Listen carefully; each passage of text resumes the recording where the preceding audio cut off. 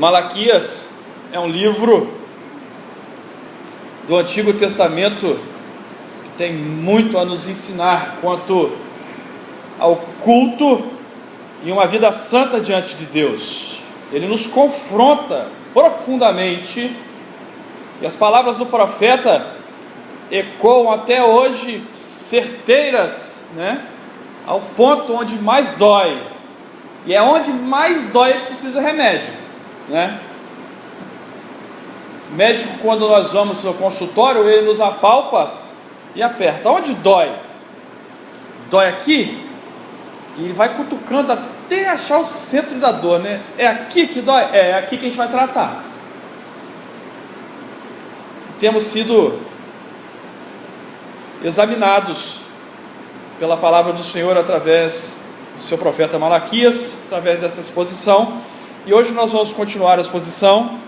Malaquias capítulo 2, versículo 17 até o 3:5. Malaquias 2, 17 ao 3:5. Faltam mais 1, 2, 3 sermões e terminamos a exposição, mais 3 domingos. Provavelmente o próximo livro é Tessalonicenses. Quem sabe 1 e o 2 seguidos, Mas provavelmente o livro de Tessalonicenses, no Novo Testamento. Então vamos ler o texto de hoje, Malaquias 2, 17 a 3:6. E suplicar que a Deus nos aperte, bota o dedo em nós, para ver se dói. Se doer, nós precisamos tratar. Assim diz a palavra de Deus: enfadais o Senhor com vossas palavras, e ainda dizeis: em que o enfadamos? Nisto que pensais: qualquer que faz o mal passa por bom aos olhos do Senhor, e desses é que ele se agrada. Ou, onde está o Deus do juízo?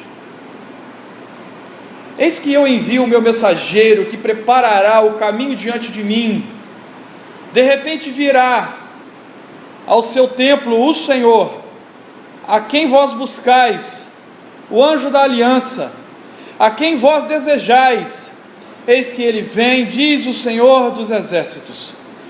Mas quem poderá suportar o dia da sua vinda? E quem poderá subsistir quando ele aparecer? Porque ele é como o fogo do ourives, e como a potassa dos lavandeiros. Assentar-se-á como derretedor, a purificador de prata, purificará os filhos de Levi, e os refinará como ouro e como a prata. Eles trarão ao Senhor justas ofertas. Então a oferta de Judá e de Jerusalém será agradável ao Senhor, como nos dias antigos, e como nos primeiros anos. Chegar-me-ei a vós outros para juízo, serei testemunha veloz contra os feiticeiros, contra os adúlteros, contra os que juram falsamente, contra os que defraudam o salário do jornaleiro, e oprimem a viúva e o órfão, e torcem o direito do estrangeiro, e não me temem, diz o Senhor dos exércitos. Deus misericórdia, abra os nossos olhos, nossos ouvidos, o nosso coração, Senhor Deus. Seja generoso para conosco essa noite, e trata-nos pela Tua palavra, nos edifique em nome de Jesus, amém. Deus é a fonte do juízo e da restauração. Deus é a fonte do juízo e da restauração. É a ideia desse texto, dessa parte da profecia de Malaquias. Malaquias é um profeta que exerceu seu ministério quando já havia sido reconstruído o templo de Salomão através de Esdras e Neemias. O templo foi reconstruído, não tinha a mesma beleza de Salomão, o mesmo glamour, não tinha mais os mesmos feitos extraordinários de Deus no templo, no culto que se seguiu, na rotina que se seguiu da reconstrução do templo.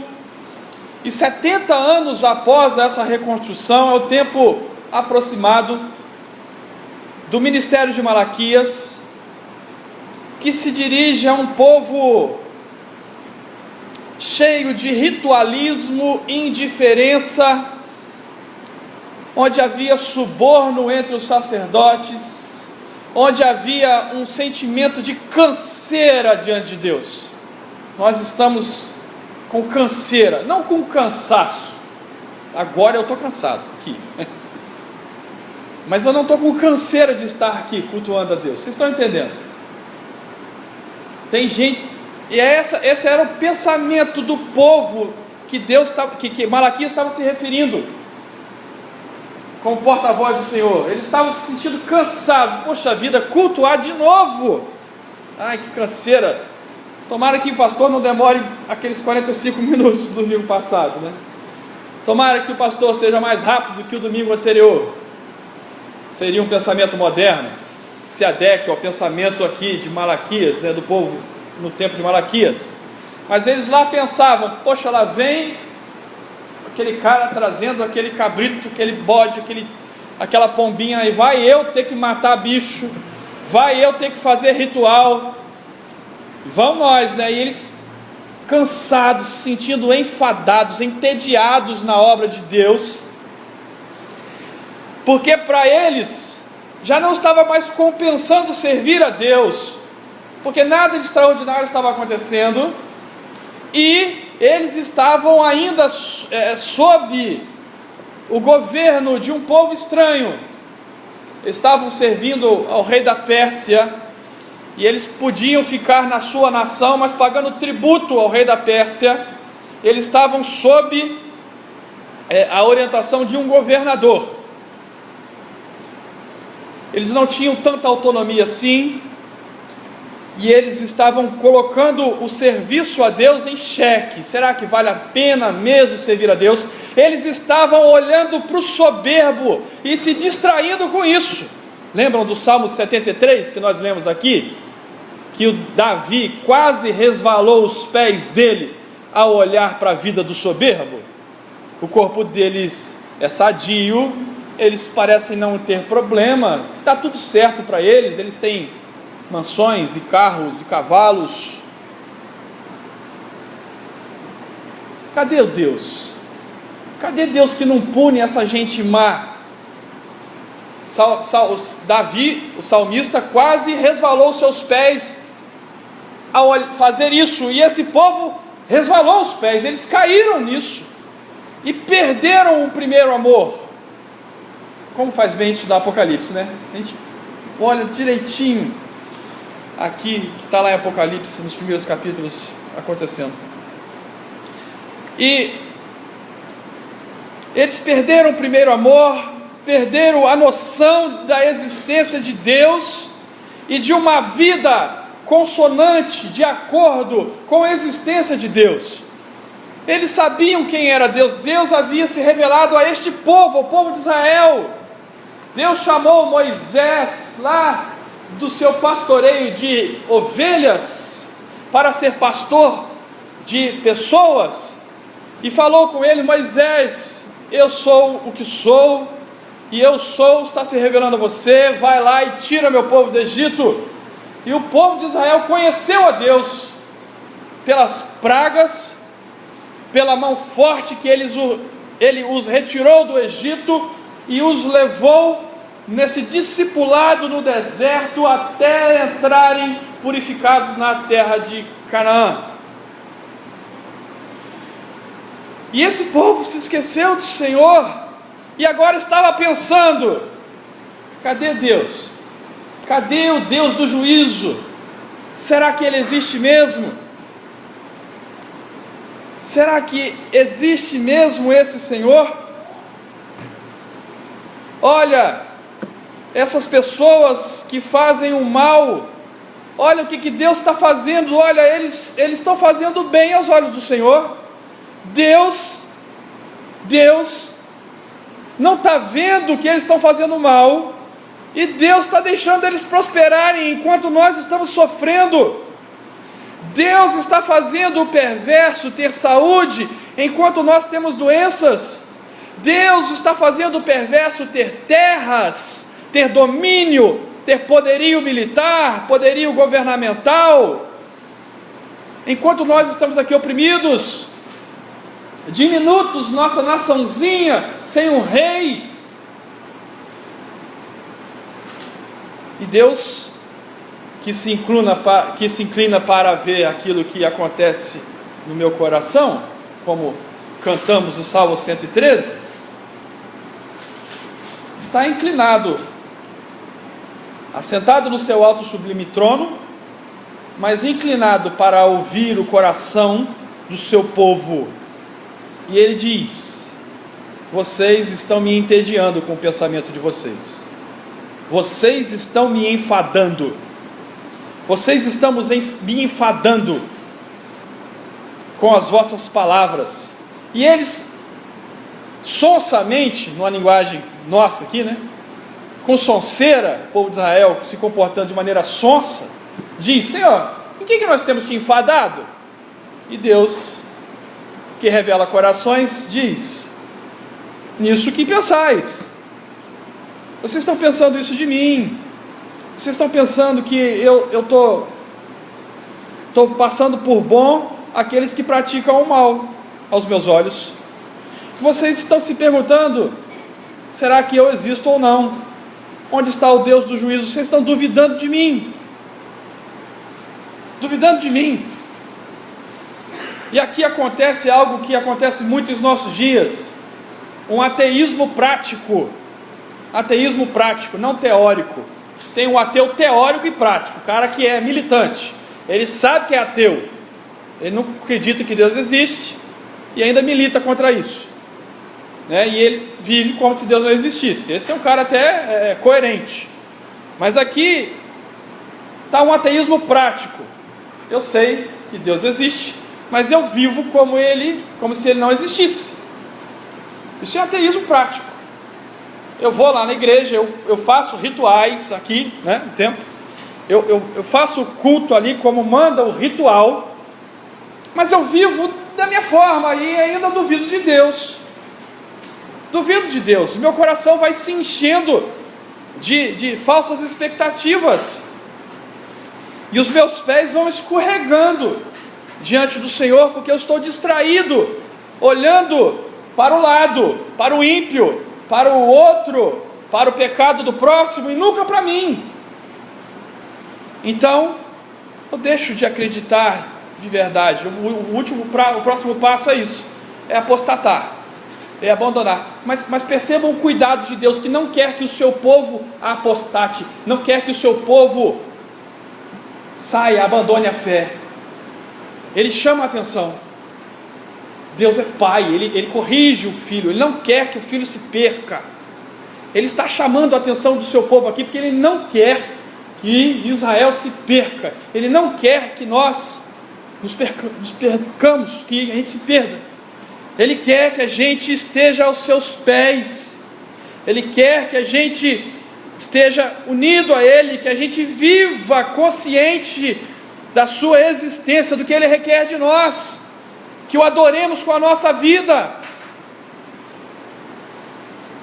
Por isso ele nos alerta com essa declaração, alerta aquele povo naquele tempo e alerta a nós agora: eis que eu envio um mensageiro que preparará o caminho diante de mim e vai trazer o meu juízo, vai trazer aquele que vai executar o meu juízo, o anjo da aliança, a quem vós buscais, o anjo da aliança, a quem vós desejais. O anjo da aliança, eis que ele vem, diz o Senhor dos exércitos. Malaquias está aqui profetizando a vinda de dois profetas. O primeiro é João, ele só é profeta realmente, João. Por isso que nós lemos Mateus capítulo 3 aqui hoje, porque é o cumprimento da profecia do qual Malaquias está dizendo, e Isaías. João nasce, um homem estranho, um homem diferente, que se alimenta de mel e gafanhotos, mas que está preparando o caminho para Jesus.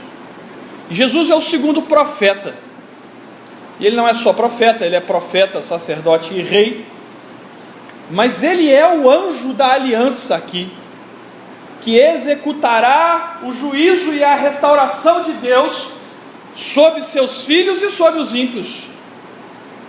Deus não está de vendas, de olhos fechados para o que se acontece na terra, mas Ele contempla todas as coisas e no devido tempo exercerá juízo sobre aqueles que se mantiverem constantemente rebeldes, que não se arrependerem, e restaurará os filhos que se arrependerem. E Ele quer nos chamar a atenção disso essa noite, a esse ponto que é abandonado por muitas igrejas, pregando um Cristo, um leão, né, que é chamado de leão da tribo de Judá, como um gatinho de estimação, sem garras, sem dentes. Ele é o leão da tribo de Judá porque ele defende os seus e aparta os lobos.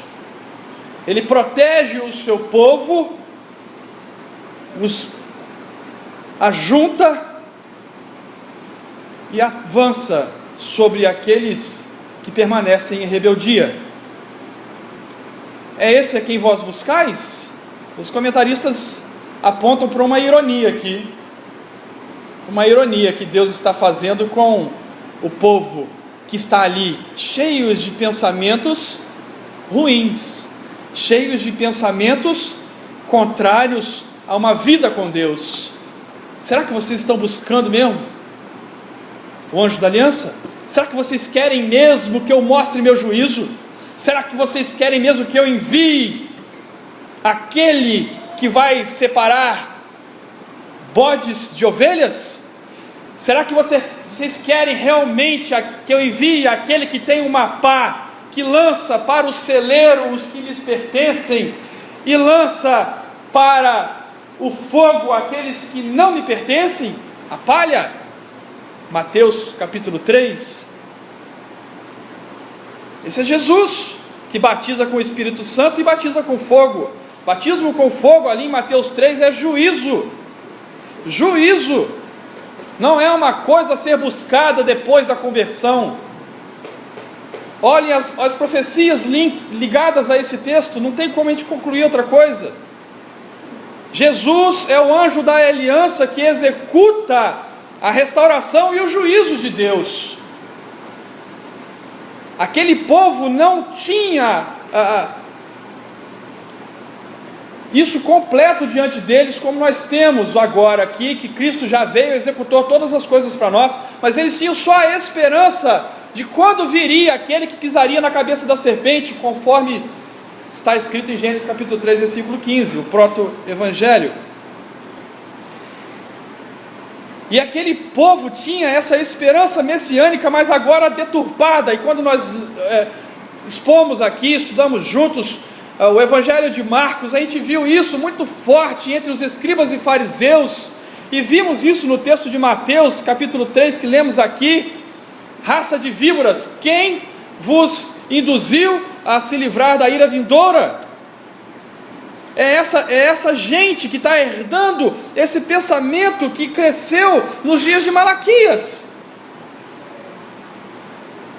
E é eles que estão tropeçando na pedra angular. Esses devem aguardar juízo, porque esses nunca se separam dos seus pecados. Nunca. Até reconhecem ser pecadores. Nós somos pecadores, mas vivem a síndrome de Gabriela, né? Eu nasci assim, vou viver assim, vou morrer assim. Eu nasci nessa religião, vou morrer nessa religião, né? Que Deus nos ajude a viver a verdadeira religião e a contemplar a grandeza do Evangelho e termos uma reação correta diante de Cristo e diante dessas exortações que perfuram o nosso coração. Porque talvez a gente esteja imaginando um Jesus, criando uma imagem de Deus na nossa mente, de que Jesus, no final das contas, vai abraçar todo mundo, passar a cabeça de todo mundo e vai ficar todo mundo feliz, que não importa o jeito que a gente vive a nossa vida, no final vai dar tudo certo, você é um vencedor, confie em si mesmo. Não é essa a mensagem das Escrituras. A mensagem das Escrituras é: confie em Cristo, negue-se a si mesmo e o siga, abandone os seus pecados e busque uma vida no caminho, busque uma vida que seja um exemplo de que você entende quem é Deus, que Ele existe e que você o conheceu através da sua palavra, e por isso está se livrando dos seus pecados, está abandonando os seus pecados, está se tornando cada vez mais parecido com aquele com você segue. E isso é uma verdade para todas as pessoas. Você é cada vez mais parecido com aquilo que você segue, né? E as redes sociais estão trazendo isso para a gente muito ilustrado agora, né? A gente é seguidor de alguém, a gente é seguidor de alguém no Instagram, no YouTube, lá no Facebook, e cada vez mais a gente se parece com aquilo que segue, cada vez mais você vai ficar parecido com aquilo que você segue lá no seu Instagram lá. Mostra-me seu Instagram e eu te mostrarei seu coração, né? Cuidado, porque nós somos chamados, nós fomos salvos para termos o caráter de Cristo, nós fomos salvos para sermos cada vez mais parecidos com Jesus, mais identificados com Ele,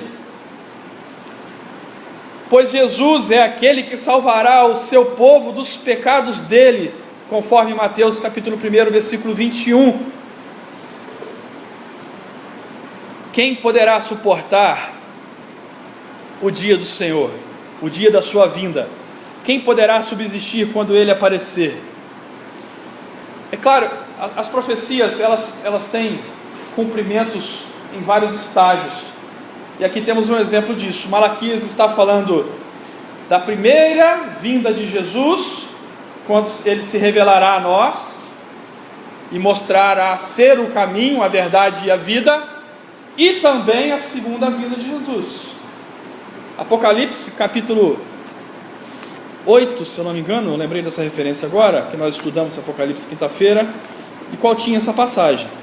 Tinha uma pergunta semelhante.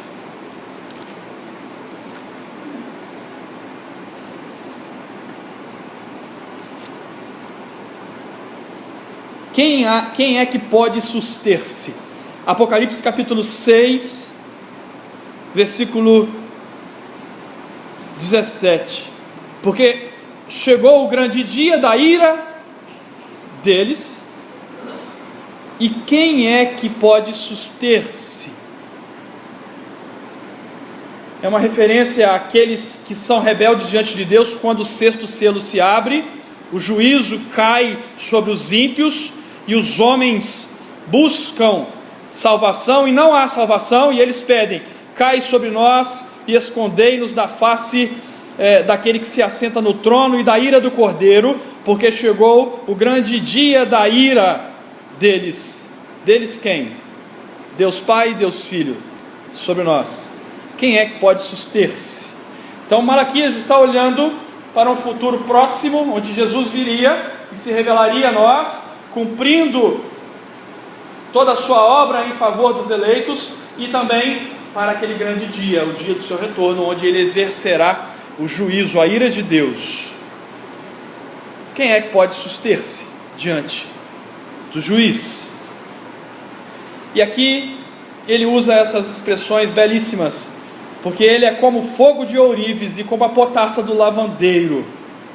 São duas ilustrações que nos remetem à purificação.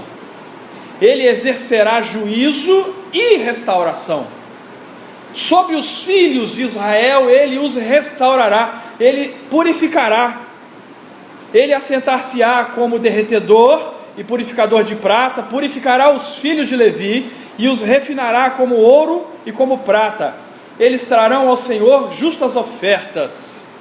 A ideia é: o filho virá exercer juízo sobre os rebeldes, mas no ato de exercer juízo, ele purificará o seu povo.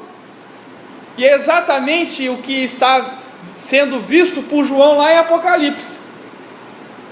Pragas estão sucedendo sobre os últimos dias, o dia que nós já estamos vivendo, coisas que atingem crentes e incrédulos. Enquanto isso são juízos de Deus sobre aqueles que permanecem rebeldes, são elementos purificadores sobre o seu povo, são um cuidado de Deus a nos livrar deste mundo mau e pecador. Assim serão os últimos dias, os dias que começam com o ministério de Jesus e vai até a volta do Senhor Jesus, um dia que Ele voltará. Enquanto Ele não exerce a sua ira sobre os ímpios, Ele purificará o seu povo. E eu tive o prazer de ver alguém purificando ouro.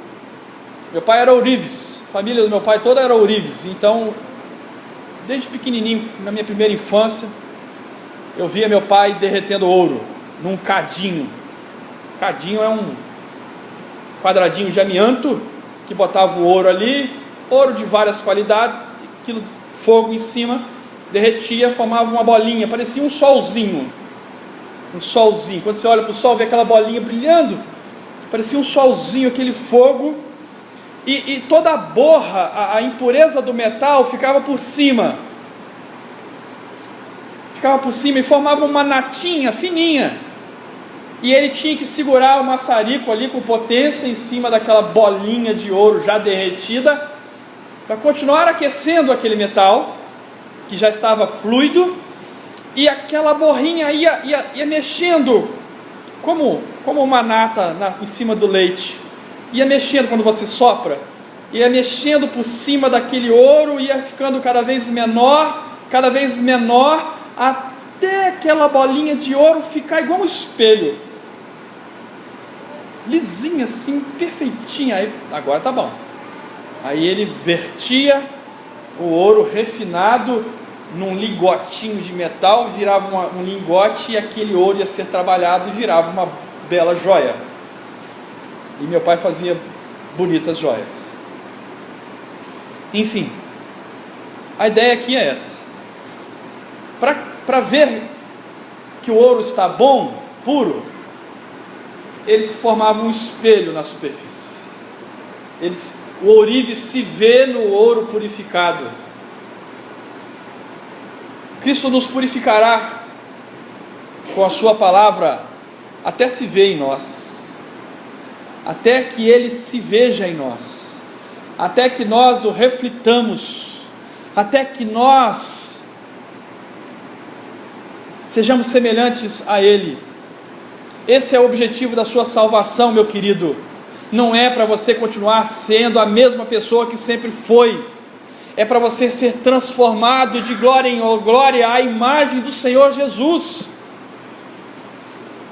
É para isso que nós somos salvos, para sermos purificados com a potassa dos lavandeiros. É algo parecido com uma soda cáustica, um sabão primitivo, muito alcalino, muito corrosivo, que deixa tudo branco, alvejado. É para resplandecermos a luz do Senhor.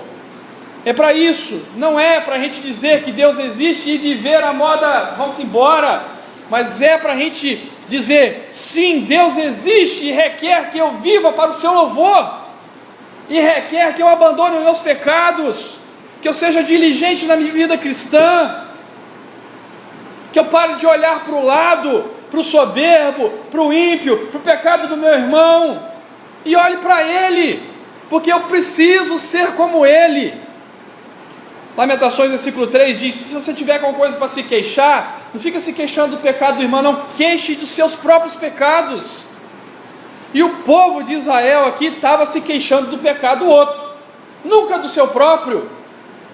Queixe dos seus pecados, olhe para os seus pecados, abandone os seus pecados, meus irmãos, para que nós sejamos uma igreja mais saudável, mais forte. Abandone o seu mau caminho. É uma mensagem de arrependimento. Largue o que você está fazendo, você sabe que está errado. Ele quer que nós tenhamos um amor obediente a Deus.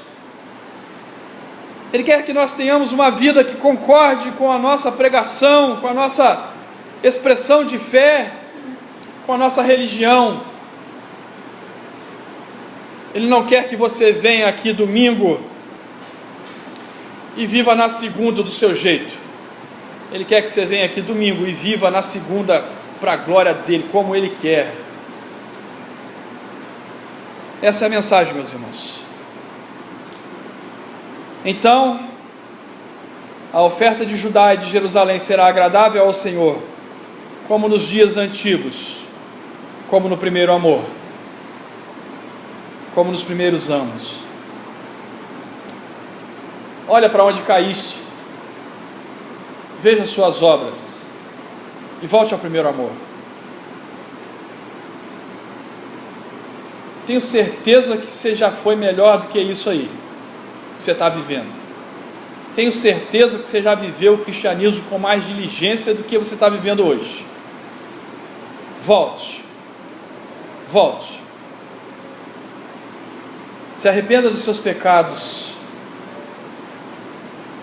e volte ao Senhor, porque se não fizermos isso, meus irmãos, nós estaremos ali, dando mais um exemplo de que Deus não importa para nós não, que a vida que Ele quer para nós não faz diferença, não faz diferença, não faz diferença ler a palavra, não faz diferença ouvir sermão, não faz diferença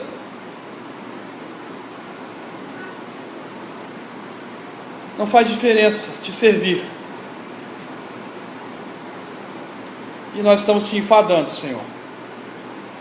E o versículo 5 finaliza: arrependam-se, porque chegar-me-ei a vós outros para juízo, e Deus mesmo será testemunha veloz contra os feiticeiros, os adúlteros, os que juram falsamente, os que defraudam o salário do jornaleiro, que oprimem a viúva, que oprimem o órfão, que torçam o direito do estrangeiro, e não me temem.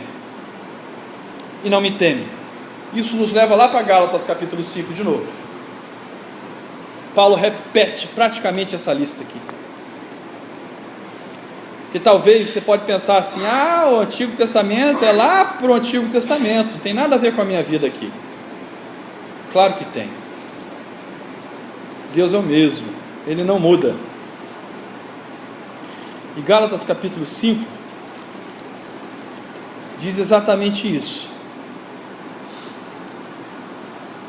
Quem pratica prostituição, impureza, lascívia, idolatria, feitiçaria, inimizade, porfia, ciúmes, iras, discórdias, dissensões, facções, invejas, bebedices, glutonarias, coisas semelhantes a essas, a respeito das quais eu vos declaro, como já outrora vos preveni, não herdarão o reino de Deus. Eles sofrerão juízo, não herdarão o reino de Deus.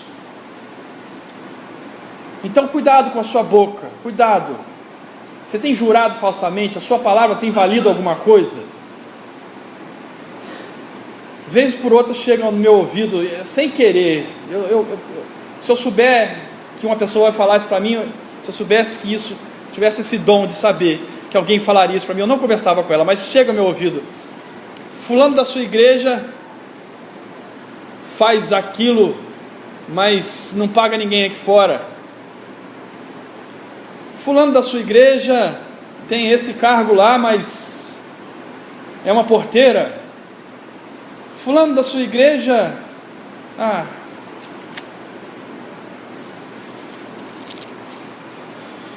Deus tem visto o que somos de verdade.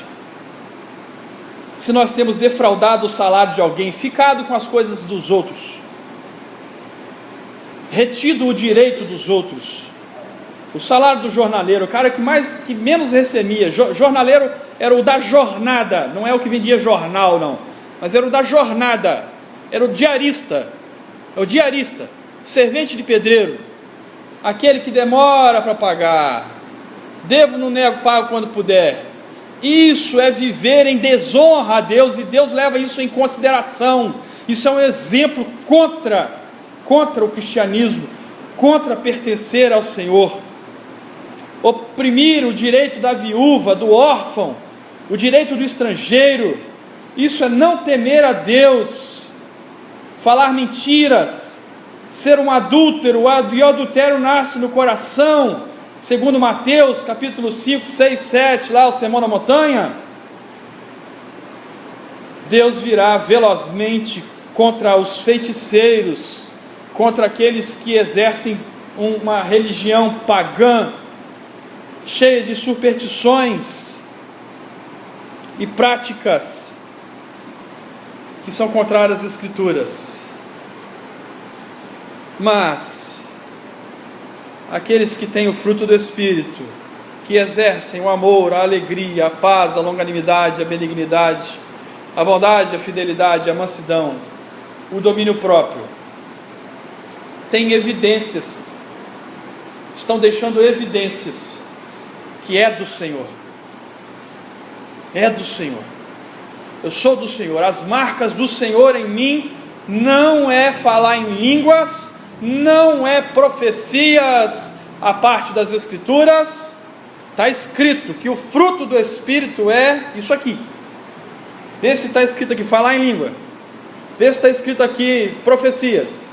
Não, mas está escrito que os anticristos operarão milagres, sinais e prodígios que enganarão a muitos, lá em Mateus 24, 24.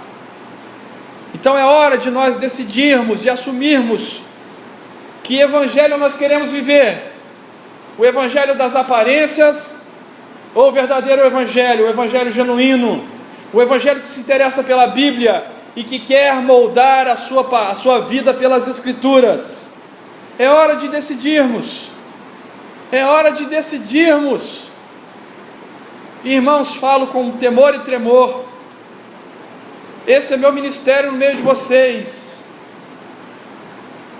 Eu estarei com vocês nesse meu mandato até 2020. Depois vocês vão decidir se querem continuar comigo ou não. E é esse caminho sempre que eu vou andar, de exposição das Escrituras, de nós confessarmos os nossos pecados, nos arrepender e voltar ao Senhor, buscá-lo com integridade, buscar que a palavra seja real para nós, seja verdadeira para nós, que cada um de nós seja um cristão cada vez mais saudável, que cada um de nós seja um agente de viver uma vida para Deus, de que busque uma família cada vez mais santa, uma família que viva a Bíblia no seu dia a dia, que realize culto doméstico. Meus irmãos, domingo passado eu falei muito disso e ficou uma pergunta na minha cabeça: quantos de nós realizam culto doméstico? Não precisa responder para mim não. Quantos de nós sentam com seus filhos para ler a palavra de Deus para eles? E isso é responsabilidade do homem, sinal de que nós temos falhado a largos passos. Senhor, tenha misericórdia de nós, não exerça juízo sobre nós, tenha misericórdia, seja longânimo, Senhor, sobre nós, mas mude o nosso coração. Essa é a minha oração essa noite. Não nos faça seguir o perverso, nem nos distrair com ele, mas mude o nosso coração, Senhor. Tenha misericórdia de nós. Vamos orar. Pai querido, tenha misericórdia de nós e quebra o nosso coração, Senhor Deus, porque nós temos visto com muitos e muitos exemplos que nós não temos controle sobre os nossos dias, a gente não sabe o dia que vai partir, muito menos o dia que o Senhor vai vir nos resgatar. E as duas formas são formas de nos encontrar contigo em juízo. E se estivermos, Senhor Deus, conectados ao Teu Filho Jesus Cristo, se tivermos, Senhor Deus, por graça ganhado vida nova, vida que resplandece no meio das trevas, vida que é sal no meio da podridão, Senhor, se isso for verdade para nós, se tivermos exercitado os frutos do Espírito aqui, Senhor Deus, lutado contra as concupiscências da nossa carne, buscado uma vida cheia do Espírito Santo, sim, Senhor, nós não seremos punidos por Ti, porque teremos as marcas do Senhor em nós, nós já seremos de Ti,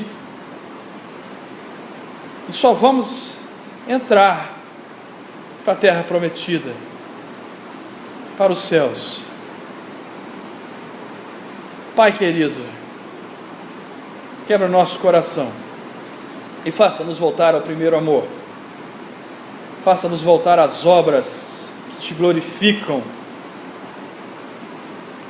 faça-nos voltar, Senhor Deus, a um tempo de serviço santo a Ti, de busca ao Senhor, de Te conhecer e de buscar uma vida conforme o Teu querer. Obrigado por chamar a nossa atenção mais uma vez. Obrigado porque o Senhor é um Pai que nos ama tanto, porque muitos pais teriam desistido de nós, muitos pais teriam desistido de nossa constante rebeldia, mas o Senhor nos ama e nos elegeu antes da fundação do mundo, e nós seremos transformados por Ti. Nós seremos transformados por Ti. Quem é Teu será transformado por Ti. Louvamos o Teu nome. Louvamos o Teu nome. Carecemos que o Senhor nos encha da alegria da salvação. Nos console no meio a tempos tão difíceis, de tantas partidas. Ah, Senhor, tem compaixão de nós. Tem compaixão das nossas mães, tem compaixão dos nossos enfermos, Dona Romilda, Seu Randolfo, dos enlutados, Senhor Deus, agora o Adson, Andressa. Mãe do Adson, Senhor Deus, tem misericórdia. O Anderson, Deus, tem misericórdia. Pai querido, a família da Thaís, Senhor Deus, tem misericórdia, Pai querido, em nome de Jesus. Salva-nos, Senhor Deus. Salva-nos, Senhor Deus, em nome de Jesus. Amém, Senhor.